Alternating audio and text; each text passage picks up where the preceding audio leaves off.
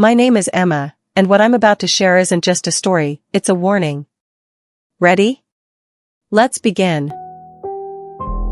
You think the scariest part of planning weddings is dealing with the mothers-in-law. You'd be wrong. My name is Celeste Moore. I've planned over 200 weddings in my career. Rich, poor, themed, religious, pagan, even one underwater. I can get you cake flown in from France or doves that only fly on command. If a bride dreams it, I deliver it. But the day Miss Laura booked me was the day I started bargaining with monsters. And I don't just mean the wealthy.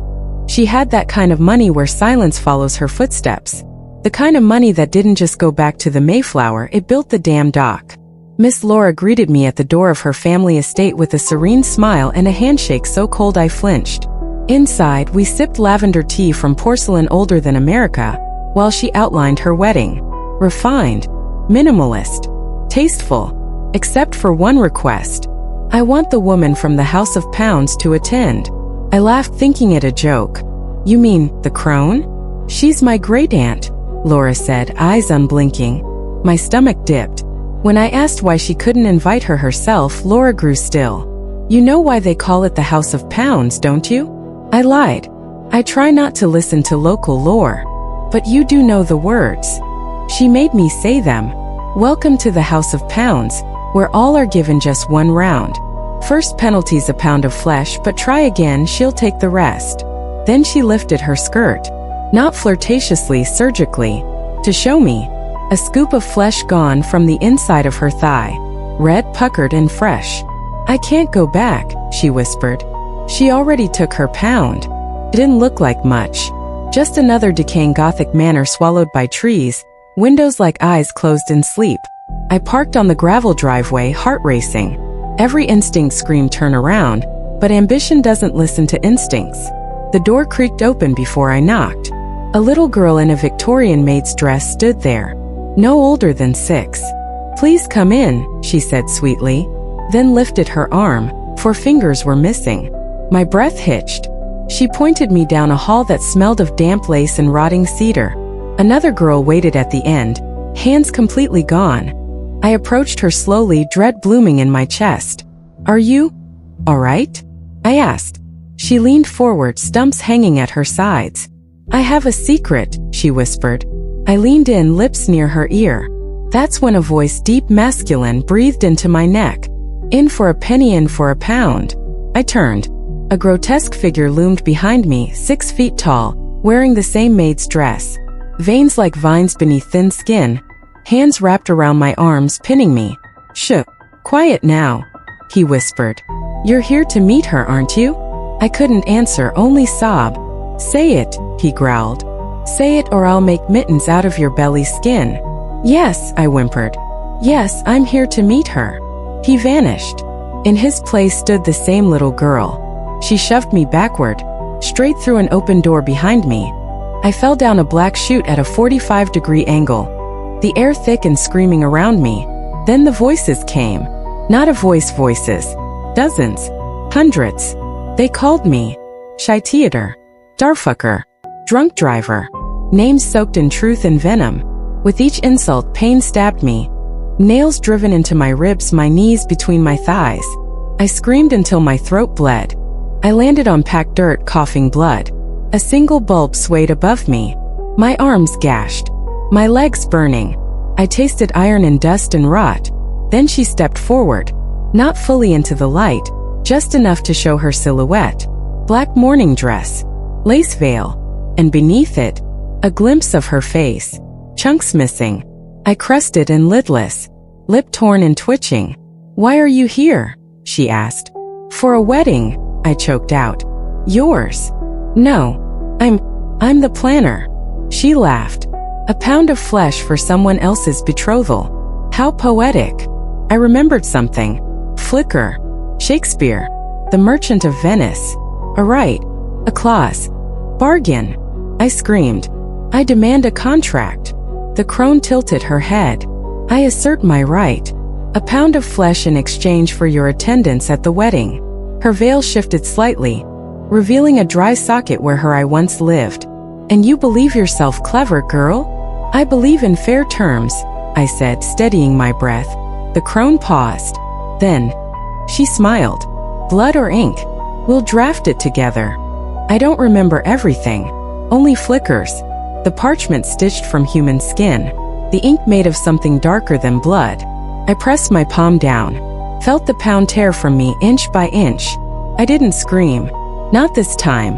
Laura's wedding was perfect. Lavender walls. Crystal chandeliers. A live string quartet flown in from Milan. And there she sat. At the back in black. The crone. Nobody knew who she was. But everyone felt her. A pressure in their chests. A knot in their stomachs. Laura wept. Not from joy. From the knowledge that she'd truly been seen. Word spread. A planner who could get anything. Need a dead relative to walk the aisle? Want a storm to pause for your kiss? Call Celeste. Just don't ask what she charges. They paid. In money, in secrets, in soul-splitting whispers. And I delivered. By then the wound had closed. Where my left hand once was, there was now smooth scarred flesh. I'd adapted. I wore gloves in public. Kept the stump hidden when shaking hands. People assumed it was a tragic accident. And I let them. But sometime, when the room is quiet, when no one's around, I swear I can still feel her veil brushing against my cheek. And something inside me whispers, in for a penny. In for a pound.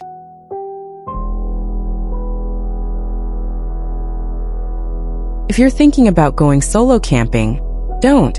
No matter how much you love nature. No matter how badly you want silence, peace, or clarity. Some things out there don't want you to leave. Some things want you to stay. The morning sun cut across the highway as I started my 5-hour drive into the national forest. A warm thermos, a half-charged phone, podcasts in my ear. I felt alive. The closer I got, the more surreal it became. Those towering mountains rising like sleeping gods, casting long jagged shadows across the valley. The leaves, fire red and gold, spiraled down like dying embers. It felt sacred. But sacred places always demand something in return. The parking lot was almost empty. Just a few cars scattered like bones. It was mid-October, midweek. The perfect time to disappear without anyone noticing. I slung my pack over my shoulder, feeling the weight of survival. Tent, soup, knife? No knife. I didn't bring one. That decision would haunt me. The forest swallowed me whole. No engines. No voices. Just wind moving through the trees like whispers. Leaves pirouette through shafts of golden light.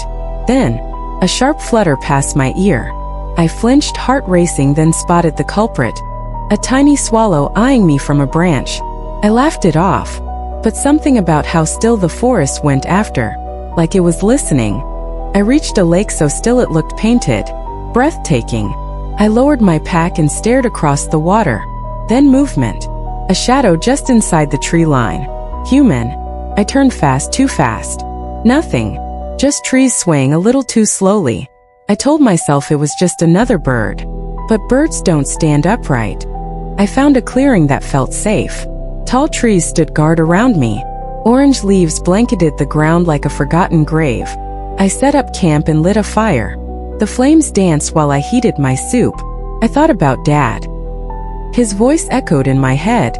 Jack, nature's home. It's in our blood. He was wrong. By 10 the fire had died. I zipped into my tent, small but enough. Read a few pages. Drifted off. I woke with a jolt. Something was wrong. Cold sweat soaked my back. A twisting in my gut. I reached for my phone. It wasn't there. A faint glow near the zipper caught my eye. My phone. Outside the tent. Had I left it out there? Then it chimed. One new message. Unknown number. I tapped it open. I can see you. Why don't you come out and play? I froze. Every hair on my body stood up. My lungs refused to fill.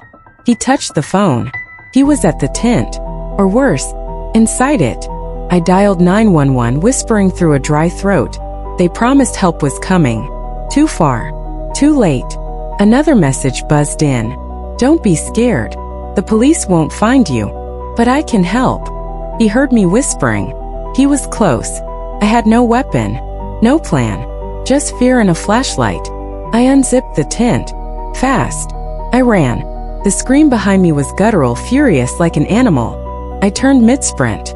He was massive, a towering muscled man sprinting after me, metal bat in hand. My legs burned. My lungs tore at my ribs. Still I ran, mile after mile, until, flashing red and blue lights, the forest opened. I collapsed into the arms of an officer. At the station I told them everything. They sent search teams, dogs, drones, but he was gone, vanished like smoke. Back home now I should feel safe, but I don't, because I remembered.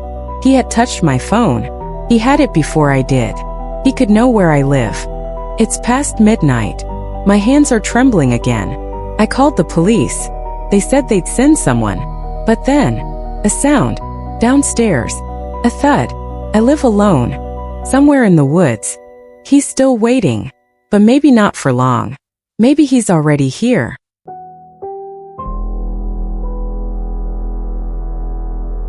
Some places are just wrong.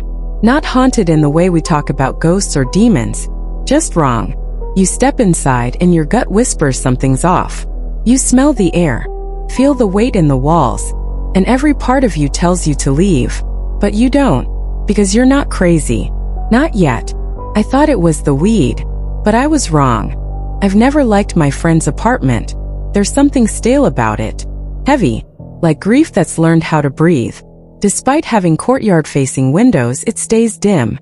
2 walls in the living room are painted this oppressive black, intersecting at the exact corner where she's got her gray sectional wedged in. The lighting doesn't help either. Even brand new bulbs can't fight off the gloom. Just this dull, sickly glow that makes your skin look wrong. Whenever a group of us goes over to hang, the same thing happens.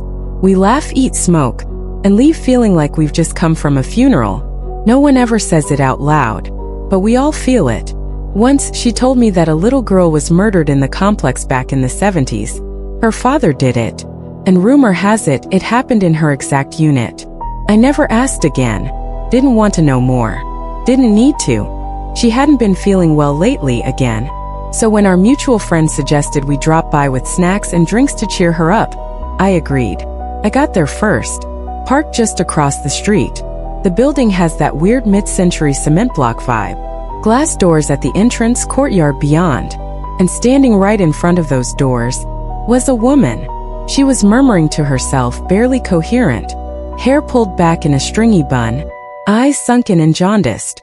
I couldn't tell if she was older or just weathered. But when she saw me, she stared straight through me. I smiled politely like you do in the city. She punched in the entry code and cracked the door open, but didn't move. I had to squeeze past her, chest to chest. Her eyes never left mine. She followed me inside. Didn't say a word. Didn't need to. I could feel her staring as I turned the corner to my friend's ground floor unit. My friend flung the door open before I could even knock, like she'd been standing right there waiting. She pulled me inside, locked it behind us. I saw a woman at the door, I said casually. Really creepy vibe. Her eyes, those big doe eyes, went white. I mean all white. Panic painted on her face with a trembling smile.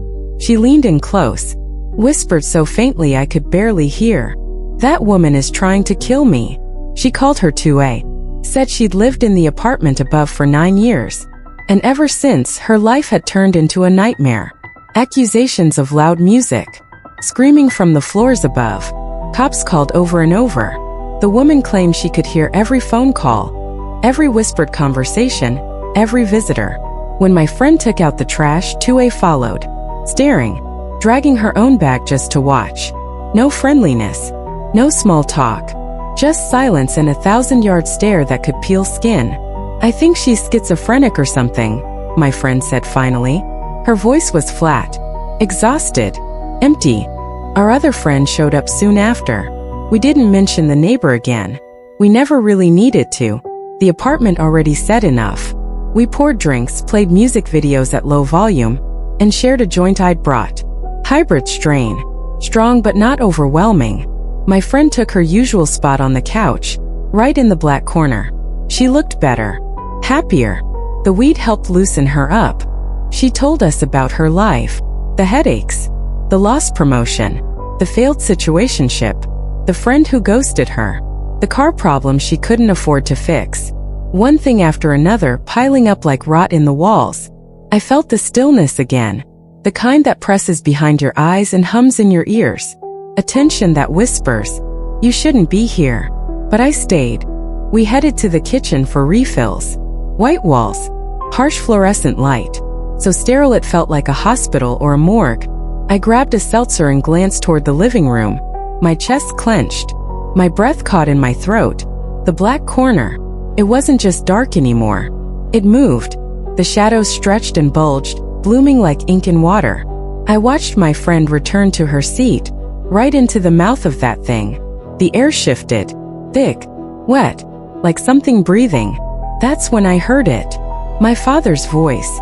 He died when I was 17. But there it was. Clear as day. Run. I'm a pro at getting high. I've done edibles, vapes, dabs, you name it. Never once hallucinated. Never once freaked out. But this was wrong. I forced myself to sit down again. Pretended to sip my drink. Tried to join the conversation. But that corner, it wasn't a corner anymore. It was a void. A vacuum. A wound in the world. And then, I heard her voice. My grandmother. Run. I bolted upright. I've got an early morning, I lied. Our other friend followed suit. Something in her tone clipped and tense. As we left, my friend looked at me. Eyes wide. Haunted. Desperate. But she didn't stop us. She just whispered a goodbye. And shut the door behind us. The neighbor wasn't outside. Thank God. Walking to our cars, I asked our other friend, "Did you feel anything weird in there?" She scoffed. "It's depressing, sure. But she should open a window or paint something not black." "But did you feel anything?" I pressed. She looked at me, concerned. "You okay?" I told her about the dread, the strange woman. Left out the voices. She gave a soft smile. "You just smoked a little too much." I didn't argue, but my hands were shaking. I sped home, white-knuckling the wheel. Called my roommate from the car. "Get the rock salt," I begged. "Please. Just trust me." She didn't ask questions. Met me at the front door. I scrubbed my body with the salt. Arms, chest, legs, face. Even dumped it over my head into my hair.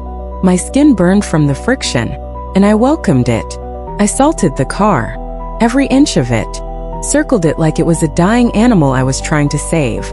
And that's when I saw it. A black handprint. Fingers too long. Too few. Palm too wide. Smeared across the back bumper.